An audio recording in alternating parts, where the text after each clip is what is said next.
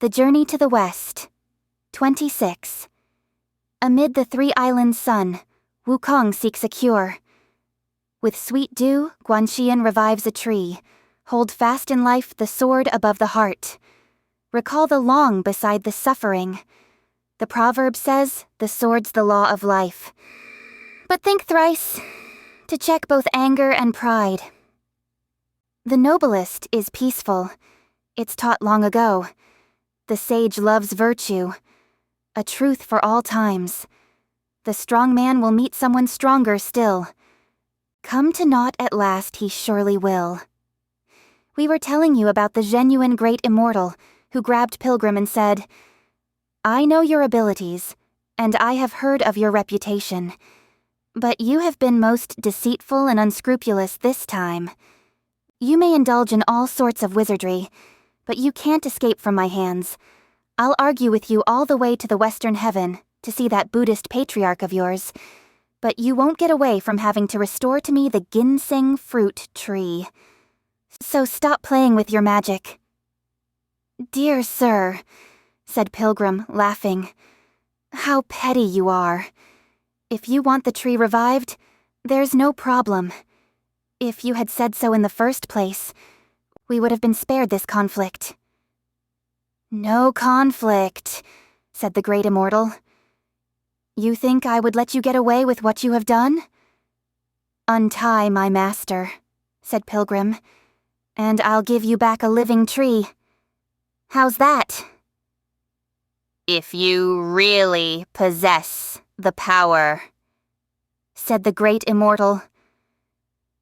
To make the tree alive again, I'll go through the proper ceremony of 8 bows with you and become your bond brother.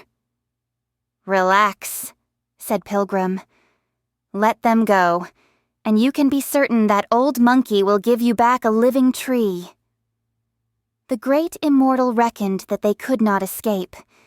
He therefore gave the order to free Tripitaka, 8 rules, and Sha Monk.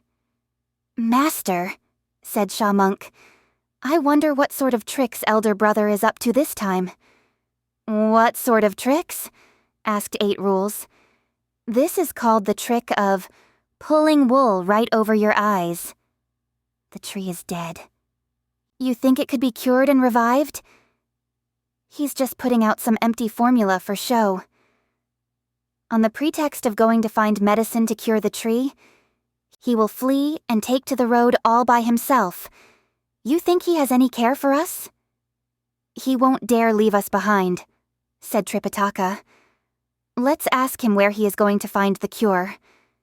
He then called out, Wukong, how did you manage to deceive the immortal master and have us freed?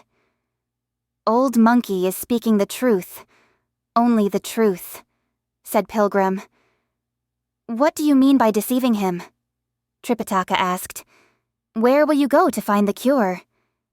Pilgrim replied, according to an old proverb, the cure comes from the seas. I want to go now to the great Eastern Ocean and make a complete tour of the 3 islands and the 10 islets.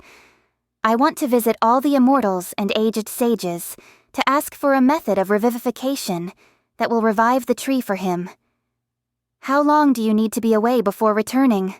Said Tripitaka. Only 3 days. All right, said Tripitaka. As you said, I'll give you 3 days. If you return by that time, everything will be fine. If you don't come back after 3 days, I'll begin reciting that old-time sutra. I hear you, said Pilgrim. Look how he quickly straightened his tiger skin kilt. As he walked out the door, he said to the great immortal, You need not worry, sir. I leave now, but I'll be back very soon. But you must take good care of my master. See that he lacks none of the 3 meals and the 6 teas of the day. If my master's clothes become soiled or wrinkled, wash and starch them. Should he want anything, old monkey will settle the account with you when he returns. I'll finish puncturing all the pans for you. If my master's face pales even a little, I won't take him back. And if he becomes a trifle thin, I'll not leave this place. Go, go, said the great immortal. I'll see to it that he doesn't starve. Dear Monkey King. He mounted his cloud somersault quickly and left the Abbey of 5 Villages, heading straight for the great Eastern Ocean.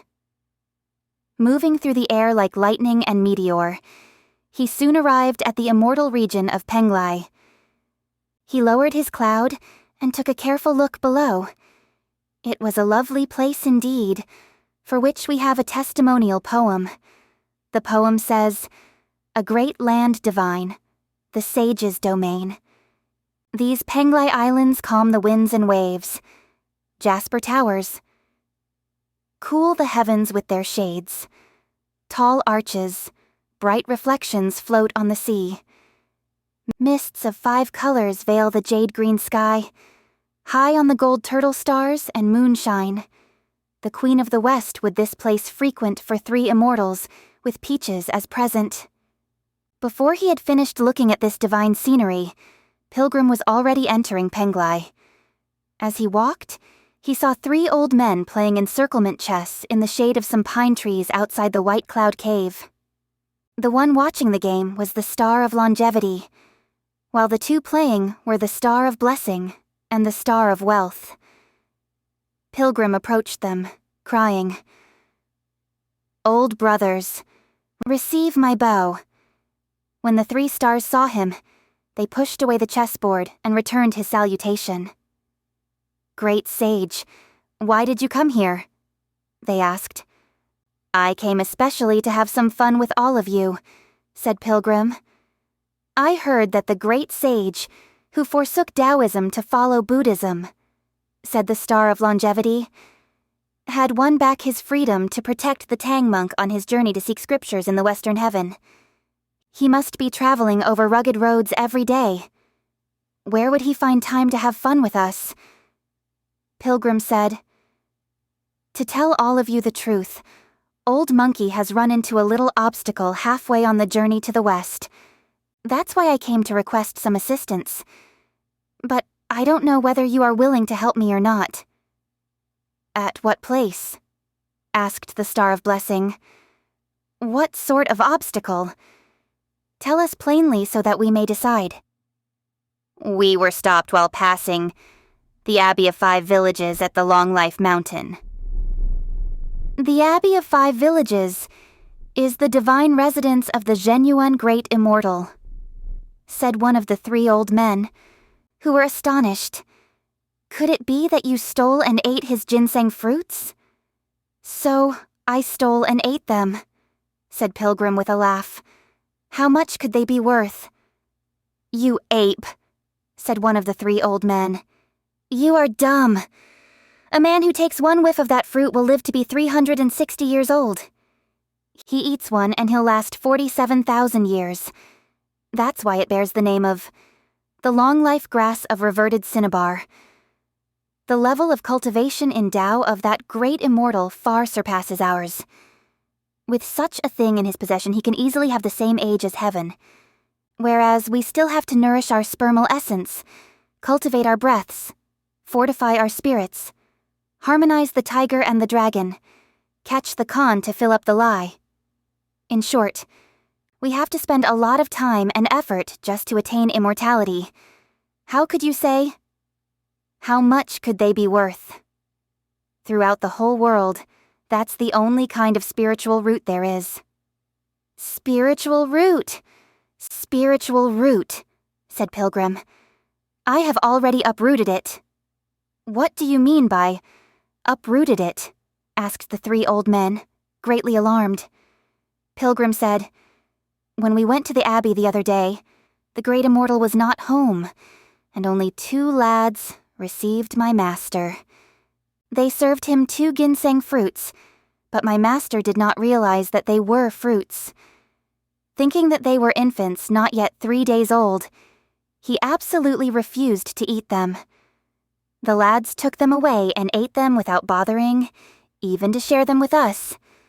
So, Old Monkey went and stole 3 of the fruits for us 3 brothers to eat, but those 2 lads, without any sense of propriety, kept on calling us thieves.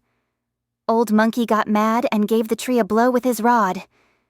When it fell to the ground, the fruits on it disappeared. The branches snapped, the leaves dropped, and it died with all its roots exposed.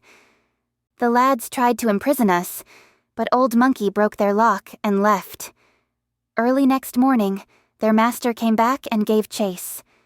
We had a few rough exchanges with him, which led eventually to a fight.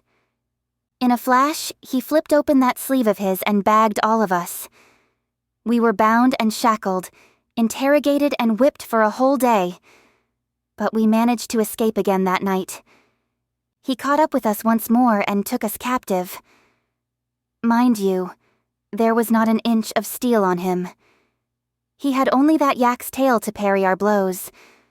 But none of the 3 weapons of US brothers could even touch him.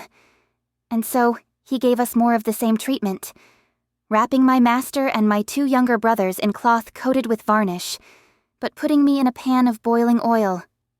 I then showed him my special talent for escape, but not before I had punctured his pan. When he saw that he could not hold me captive, he became somewhat intimidated, and that was when I sweet-talked him into freeing my master and my brothers with the promise that I would revive his tree for him. That's how we came to a temporary truce. When I remembered the saying,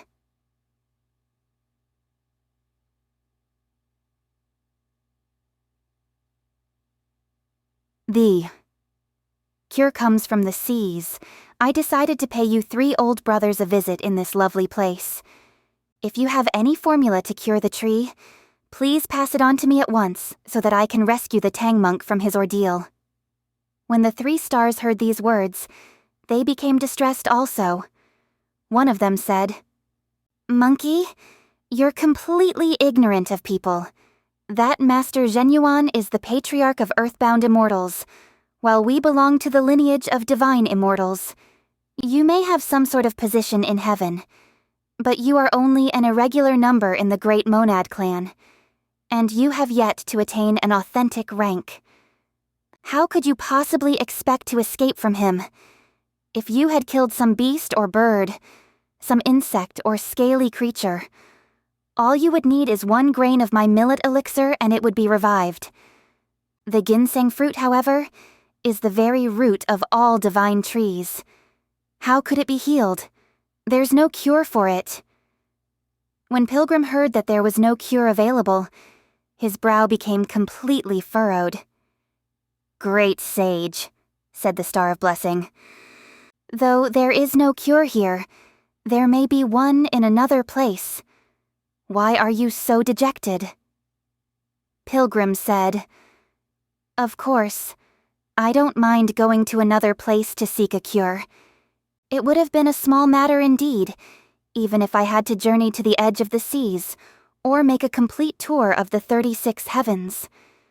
But that elder Tang of mine, who is neither tolerant nor magnanimous, has given me a limit of 3 days.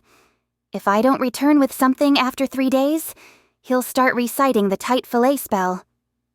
"Good, good," said the 3 stars, laughing. "Had it not been for this little means of control, you would be crawling all over heaven again." Then the Star of Longevity said, "Relax, great sage. Don't worry. Though that great immortal is our senior, he does know us. As we have not visited him for a long time, and as it is for the sake of the great sage, we 3 shall go and call on him right now. We'll express your concern to the Tang monk and tell him not to recite the tight fillet spell. 3 days, 4 days. What's the difference? We won't leave them until you come back with the cure." Thank you, said Pilgrim. "Please get on with your journey, old brothers. I'm off." So the great sage took leave of them, and we shall say no more of that. We tell you now about the stars, who mounted the auspicious luminosity and went straight to the Abbey of 5 Villages. The crowd at the Abbey was milling about, when suddenly the cries of cranes could be heard in the sky to announce the arrival of the 3 elders. You could see, A. Sky, lit up by sheens of auspicious light. As sweet, unending fragrance filled the air. Colored mist, 1,000 strands, veiled the feathered gowns. Fleecy clouds in petals held up the immortals' feet. As green phoenixes flew and red phoenixes soared. Their sleeves sent a scented breeze to sweep the earth. Their staffs, like hanging dragons, brought laughter gay. Their beards swayed before them, like metals of jade. Their blithe, youthful features showed no grief or care. Their strong, healthy frames were those of the blessed. They held tallies of stars to fill up the sea mansions. From their waists hung the gourds and precious scrolls. 10,000 decades. So grand was their age. On the 3 islands and 10 islets, they freely lived. They came to this world often to grant their boons and increase man's blessings 100-fold. The whole, wide world, bright with glory and wealth, to have now endless blessing and endless life. 3 elders riding on halos saw the immortal great. What boundless peace and blessing filled the hall. When an immortal lad saw this, he ran to make the report. Master, the 3 stars from the sea have arrived. Master Genuine was just chatting with the Tang monk and his disciples. Hearing the announcement, he went down the steps into the courtyard to receive the visitors. When 8-Rule saw the Star of Longevity, he grabbed him and said with a laugh, "You blubbery old codger. I haven't seen you for a long time, and you still look so dashing. Why, you didn't even bring along a hat." Taking off his own monk's cap, he plopped it on the head of the star, clapped his hands, and roared with laughter. "Fine, fine, fine," he cried. As the saying goes, put on the cap to increase riches. Throwing away the cap, the Star of Longevity snapped back. "You stupid coolie. You have absolutely no manners." "I'm no coolie," said 8-Rules, "but you are all knaves." "You are indeed a stupid coolie," said the Star of Blessing. "And you even dare to call people knaves?" "If you are not the knaves of some household," said 8-Rules again, laughing. "How is it that you come bearing the names Increase Age, Increase Blessing, and Increase Wealth?" At that moment, Tripitaka ordered 8-Rules to step back, while he straightened his clothes quickly to greet the 3 stars, who in turn saluted the great immortal as a senior colleague before they dared take a seat. After they were seated, the Star of Wealth said, "We apologize for not coming to pay our respects for such a long time. We came now especially to see you since we learned that the great sage sun had caused some disturbance here." "Has Pilgrim Sun been to Penglai already?" asked the great immortal. "Yes," said the Star of Longevity. "As he had damaged the cinnabar tree of the great immortal, he came to our place to seek a cure. When he found out that we didn't have any, he went elsewhere in search of it. He was afraid, however, that he would exceed the time limit of 3 days set by the holy monk and provoke him to recite the tight filet spell. That is the reason why we came to see you, and to ask you for an extension of the limit." When Tripitaka heard this, he said repeatedly, "I won't recite it. I won't recite it." As they talked, 8-Rules came running in again to tug at the Star of Blessing. Demanding that he be given some fruits to eat, he began to give the star a complete search, poking into his sleeves, frisking his waist, and even lifting up the hem of his robe. "What sort of bad manners is that, 8-Rules?" asked Tripitaka with a laugh. "I'm not ill-mannered," said 8-Rules. "This is called Every Turn's a Blessing." Tripitaka again ordered him to leave. As he slogged toward the door, Idiot turned and stared fiercely at the Star of Blessing. "Stupid coolie," said the star. How have I offended you that you should be so mad at me?" "I'm not mad at you," said 8 Rules. "I'm just doing what they call turning your head to look for blessing." When Idiot went out of the door, he ran into a little lad holding 4 teaspoons while searching in the hall for the cups with which he could present tea. 8 Rules grabbed the spoons and ran into the main hall. Picking up a sonorous stone, he began to strike it wildly with the spoons as he pranced about. "This monk," said the Great Immortal, "is becoming more and more undignified." "I'm not undignified," said 8 Rules, laughing. "This is called the joyful festivities of 4 seasons. We shall now stop telling you about the pranks of 8 Rules and turn instead to Pilgrim, who mounted the auspicious clouds to leave Penglai and soon arrived at the Fangjiang Mountain. It was a lovely mountain indeed, for which we have the following testimonial poem. The soaring Fangjiang, a heaven itself, the primal palace where immortals meet. Purple towers light up the 3 pure paths. Floral scent floats up with 5-colored mists. Gold phoenixes oft pause on the pearly arch. Who floods with jade cream the agaric fields? Pink peaches and purple plums newly ripened announce an aeon's change among the gods. Pilgrim lowered his cloud, but he was in no mood to enjoy the scenery. As he proceeded, he was met by a gentle scented breeze and by the sounds of black cranes. Then he saw in the distance an immortal, from whom 10,000 motley beams lit up the sky. Colored mists soared in endless shafts of light. His red phoenix's mouth held flowers fresh. His green phoenix flew with canorous cries. With luck like the sea and age like a mount, he looked like a boy of sound, healthy frame. His vase kept the cave heaven's ageless drug. A seal old as the sun hung from his waist. He brought blessings to mankind severally, and saved the world a few times from distress. King Wu summoned him to add to his age. He always attended the festival of Peach. He taught the monks to break their worldly ties, revealing like lightning a great way to them. He crossed the seas to wish a man long life, and saw Buddha often at Spirit Mount. His holy title, Grand Therch of the East, first of the immortals, midst smoke and mist. Somewhat shamefacedly, Pilgrim's son met him and said, "Grand Therch, I'm raising my hands." The Grand Therch hastened to return the salutation, saying, "Great sage, forgive me for not going to meet you. Please come to my place and let me serve you tea."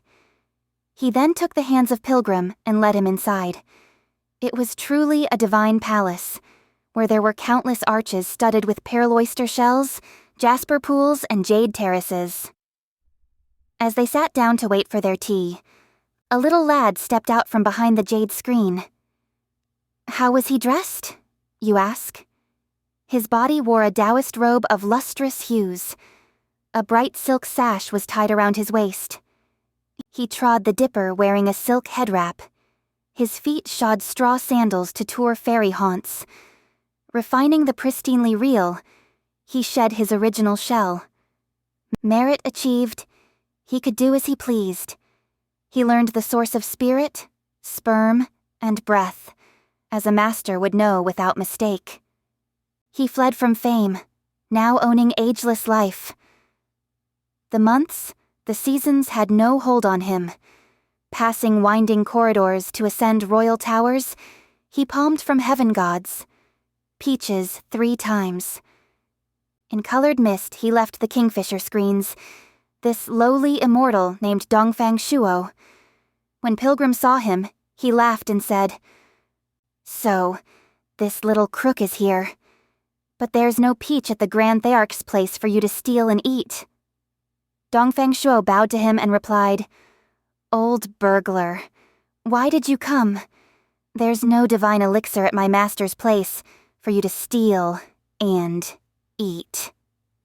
"Stop blabbering, Mankian," cried the Grand Therch.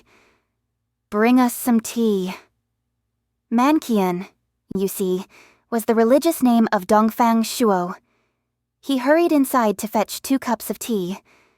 After they had finished drinking, Pilgrim said, "Old Monkey came here to ask of you a favor. Will you grant me that?" "What favor?" said the Grand Therch. "Please tell me."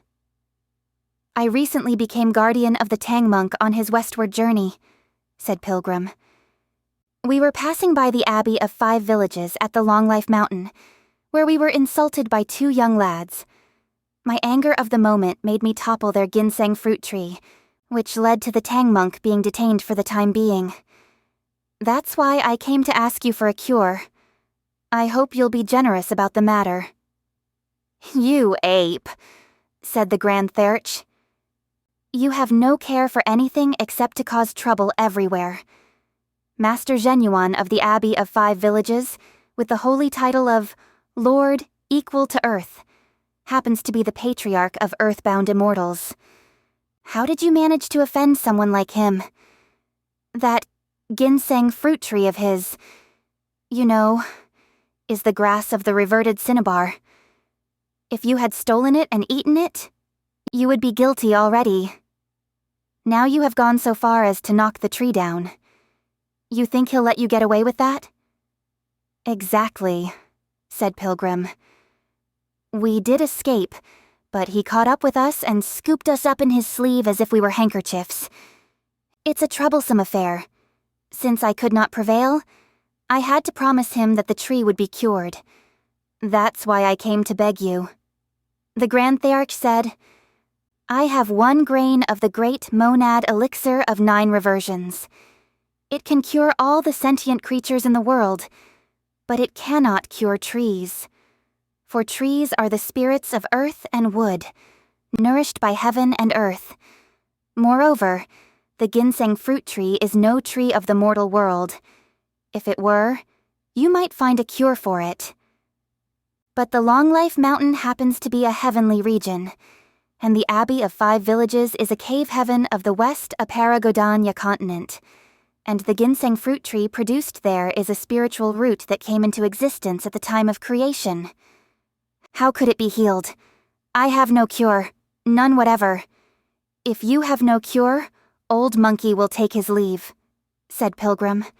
The Grand Therch would have liked to offer him a cup of jade nectar, but Pilgrim said, "This is emergency business.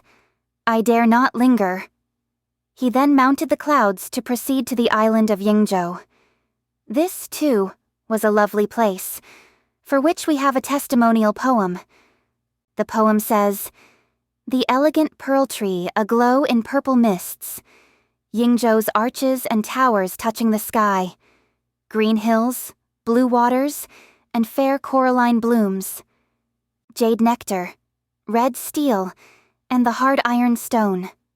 The 5-colored cockcrows at the sea's sunrise. The red phoenix, ageless, breathes in scarlet mists. In vain, mortals would seek this gourd-held scene, an endless spring beyond the world of forms. Our great sage arrived at Yingzhou, where before the red cliffs and beneath the pearl trees sat several figures with luminous white hair and beards, immortals of youthful complexion. They were playing chess and drinking wine, telling jokes and singing songs. Truly there were hallowed clouds all filled with light, auspicious mists with fragrance afloat, colorful phoenixes calling at the cave's entrance, dark cranes dancing on top of the mountain. Jade-like lotus roots and peaches went well with wine. Magic pears and fire dates prolonged the years. None of them had need to heed a royal summons, though the divine record had each of their names. Wholly at ease, they could wander and play. With no work or care, they could do as they please. The months, the years had no hold on their lives. Throughout the great world they were completely free. How lovely were the black apes, who came in pairs, bowing, to present the fruits. How friendly are the white deer, who lay down 2 by 2 with flowers in their mouths. Those old men were enjoying themselves when our pilgrim walked up to them and cried, "How about letting me have some fun too?" When the immortals saw him, they quickly rose to greet him. We have a poem as a testimony, and the poem says, "The spirit roots of the ginseng fruit tree snapped. The great sage called on the gods for a wondrous cure. As scarlet light poured from the divine grove, he was met by the 9 elders of Yingzhou." Recognizing the 9 elders, Pilgrim said, laughing, "Old brothers, how content you are. If the great sage in years past had persevered in the truth," said the 9 elders, "and had not disrupted heaven, he would be even more content than we are. But you are all right now. We heard that you had returned to the truth to seek Buddha in the West. Where do you find such leisure to come here?" Pilgrim then gave a thorough account of his efforts to find a cure for the tree. Astounded, the 9 elders said, "You caused too much trouble. Just too much trouble. Honestly, we don't have any cure." "If you don't," said Pilgrim, "I shall take leave of you." The 9 elders asked him to stay and drink some jade nectar and eat some lotus root. Pilgrim would not sit down, but standing, drank a glass of nectar and ate a piece of lotus. He then left Yingzhou swiftly and headed straight for the Great Eastern Ocean. Soon the Podalaka mountain came in sight. Dropping down from the clouds, he went straight to the top of the mountain, where he saw the Bodhisattva Guanyin giving a lecture to the various celestial guardians, dragon ladies, and Moxa in the purple bamboo grove. As a testimony, we have a poem which says, "The sea mistress cities tall with thick, hallowed air. Here you see countless marvelous things. Know that the 1,000 vague and varied forms are all found in a book's one soundless leaf. For noble truths conferred will bear right fruit. 6 stages, when listened to, will set you free. This young grove has pleasures special and true, trees full of reddened fruits and fragrant flowers." The Bodhisattva was the first to notice Pilgrim's arrival, and she asked the great mountain guardian to go meet him. As he came out of the grove, the guardian shouted, "Sun Wukong, where are you going?" Raising his head, Pilgrim cried, "Bear rascal, is Wukong the name for you to take in vain? If Old Monkey hadn't spared you back then, you would have been a corpse on the Black Wind Mountain. Today, you are a follower of the Bodhisattva, for you have received the virtuous fruit, and you have been made a resident of this immortal mountain, so that you can listen frequently to the Dharma teachings. Now, with all these benefits, can't you address me as Venerable Father?"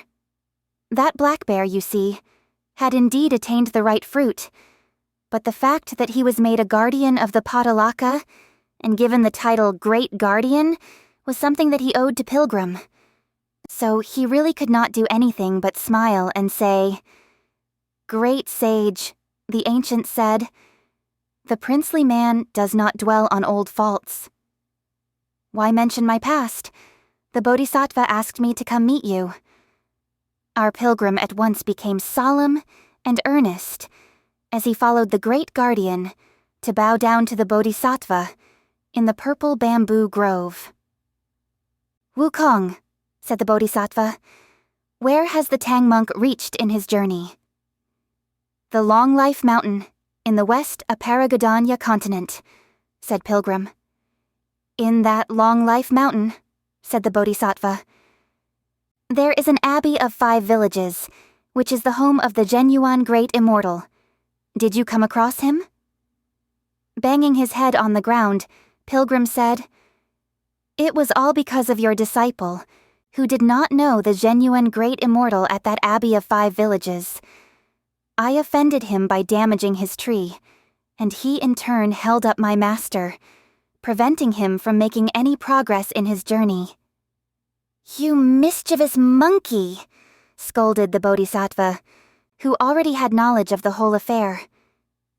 You don't know any better. That ginseng fruit tree of his is the spiritual root planted by heaven and nourished by earth. Master Zhenyuan himself is also the patriarch of earthbound immortals, and even I must be somewhat deferential to him. Why did you damage his tree? Bowing low again, Pilgrim said, Your disciple was truly ignorant. The day when we arrived at the abbey, Master Zhenyuan was not home, and only 2 immortal lads were there to receive us. It was Zhu Wuneng who discovered that they had these fruits, and he wanted to try one. Your disciple stole 3 such fruits, which we 3 brothers divided up among ourselves. When the lads found out, they kept on chiding us until I became so angry that I pushed down the tree. Their master returned the following day and caught up with us. After he had scooped us up with his sleeve, he had us bound and whipped, interrogating and torturing us for a whole day. We escaped that night, but he caught up with us again and took us captive as before.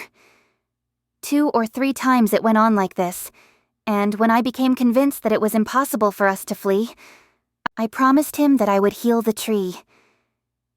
I have just made a complete tour of the 3 islands seeking a cure from the sea, but none of the immortals was able to give me one. That's why your disciple has come to bow before you in all sincerity. I beg the Bodhisattva in her compassion to grant me a cure, so that the Tang monk can soon journey toward the west. Why didn't you come see me earlier? Asked the Bodhisattva. Why did you go looking instead on the islands? When Pilgrim heard these words, he was secretly pleased and said to himself, What luck! What luck! The Bodhisattva must have a cure. He went forward again to beg some more, and the Bodhisattva said, The sweet dew in my immaculate vase can heal divine trees or spirit roots. Have you tried this before? Asked Pilgrim. Indeed, said the Bodhisattva. When? Asked Pilgrim. The Bodhisattva said, Some years ago Laozi had a wager with me. He took my willow twig and placed it in his elixir refining brazier until it was completely dried and charred. Then he gave it back to me, and I stuck it in my vase. After 1 day and 1 night, I had my green twig and leaves again, as lovely as before. Laughing, Pilgrim said, I'm lucky, truly lucky. If a scorched willow could be revived, what's so difficult about a tree that has been knocked over? The Bodhisattva then gave this order to the rest of her followers. Maintain your vigilance in the grove. I'll be back soon. She left, balancing the immaculate vase in her hand. The white parrot flew ahead of her, while the great sage sun followed from behind. We have a testimonial poem, and the poem says, The world can't limn this jade-browed golden form, a god who pities and saves us from woes. As stainless Buddha, she met Kalpa's past, a self which can do she has now attained. She calms passion's billows in many lives. Her moral nature is wholly unsoiled. The sweet dew, long charged with true wondrous might, will bring the precious tree eternal life. We now tell you about the great immortal, who was just having lofty conversations with the 3 elders, when all at once they saw the great sage sun drop down from the clouds and shout, The Bodhisattva has arrived. Come meet her quickly. Come meet her quickly. The 3 stars, Master Zhenyuan, Tripitaka, and his disciples all hurried out of the main hall. Stopping her sacred cloud, the Bodhisattva first exchanged greetings with Master Zhenyuan before bowing to the 3 stars. After the ceremony, she took the seat of honor as Pilgrim led the Tang monk, 8 rules, and Sha monk to bow to her. After that, the various immortals in the abbey also came to greet her. Great immortal, said Pilgrim. There's no need for further delay. You may as well prepare the table of incense at once, and ask the Bodhisattva to heal that fruit tree of yours." Bowing low to thank the Bodhisattva, the great immortal said, "Why should the trivial affair of this plebeian be such a concern to the Bodhisattva that she would take the trouble of coming here?" "The Tang monk is my disciple," said the Bodhisattva. "If Sun Wukong has wronged you, it's only reasonable that he should make recompense and return your precious tree." "In that case," said the 3 stars, "there's no further need for polite talk. May we ask the Bodhisattva to go to the garden and see what can be done?" The great immortal gave the order to prepare an incense table and to sweep the grounds in the rear garden. The Bodhisattva was asked to lead the way, followed by the 3 elders, Tripitaka, his disciples, and the various immortals of the abbey. When they arrived at the garden, they saw the tree lying on the ground, with the soil around it turned up, its roots exposed, its leaves fallen, and its branches dried up. "Wukong," cried the Bodhisattva, "stretch out your hand." Pilgrim stretched out his left hand.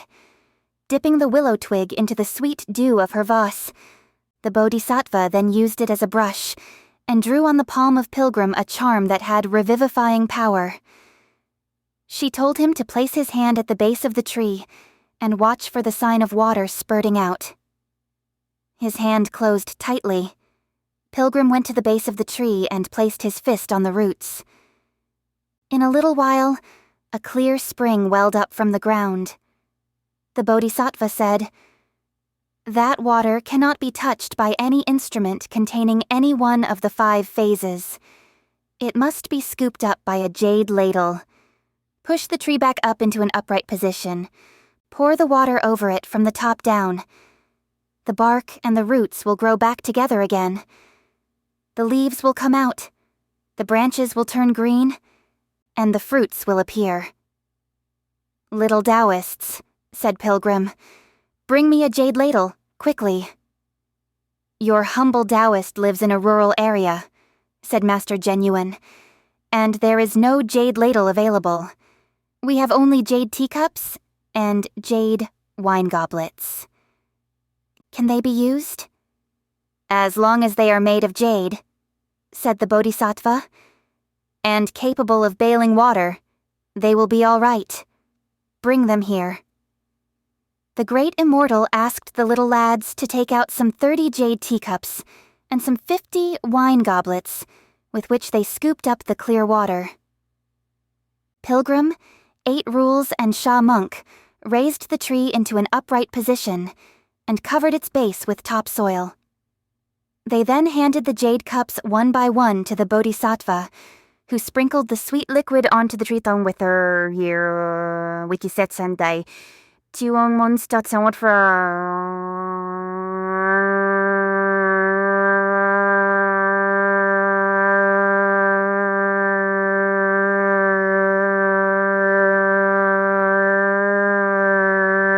Lighted a spell. Before long, she stopped sprinkling, and the tree turned green all at once with thick leaves and branches. 23 ginseng fruits could be seen on top. "Clear breeze and bright moon," the 2 lads said. "When we discovered our loss the day before, we came up with only 22 fruits even after we had counted them over and over. Why is there an extra one today after it has been revived?" "Time will disclose the true intent of man," said Pilgrim. "Old Monkey took only 3 the other day. The 4th one dropped to the ground and disappeared. For as the local spirit told me, this treasure would become assimilated once it touched Earth. 8 Rules kept hollering about my skimming something off the top, and that was how my act was discovered. Only today is this whole mess cleared up," the Bodhisattva said. "That's why I didn't use any instrument containing the 5 phases just now, for I know that this thing and the 5 phases are mutually resistant." Highly pleased, the great immortal asked for the gold mallet at once, and had 10 of the fruits knocked down. He then invited the Bodhisattva and the 3 elders to go back to the main hall, where a festival of ginseng fruits would be given in their honor. The little immortals duly set the tables and took out the cinnabar trays, while the bodhisattva was asked to take the seat of honor in the center. The 3 elders were seated at the table to the left, the tank monk was placed at the right, and Master Genuine as the host took up the seat down below. We have a testimonial poem that says, "At Long Life Mountain's cave heaven of old, ginseng fruits ripen every 9,000 years. The spirit root exposed, hurting twigs and shoots. The sweet dew revives, fruits and leaves made whole. 3 elders gladly meet all these old chums. The 4 monks find by luck, friends foreordained. Now they have learned to eat the ginseng fruits. They'll all be immortals who never age." Presently, the bodhisattva and the 3 elders each ate a fruit. Finally convinced that this was a treasure of the immortals, the Tang monk also ate one. Each of the 3 disciples also ate one, and Master Genuine himself took one to keep his guests company. The last one of the fruits was divided among the other residents of the abbey. Pilgrim thanked the bodhisattva and the 3 stars, who went back to the Potalaka Mountain and Penglai Island, respectively. Master Genuine also prepared some vegetarian wine for a banquet, during which he and Pilgrim became bond brothers. As the proverb says, without fighting, they would not know each other. But now, the 2 parties have become one household. Happily, master and disciples spent a restful night there.